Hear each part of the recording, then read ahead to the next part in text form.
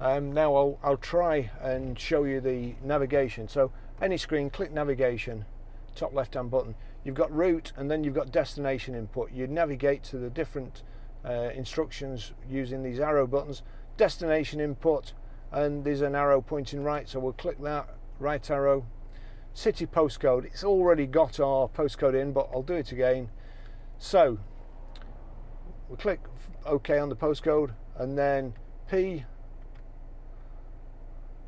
I can't actually see it with I've got polarized glasses on and it's cutting the screen out.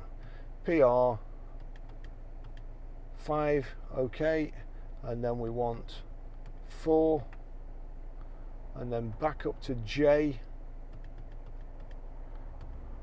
click OK, and the last one is S. So that we're Grosvenor Garage, Chorley Road, Wantley Dale, Preston, PR5 4JS.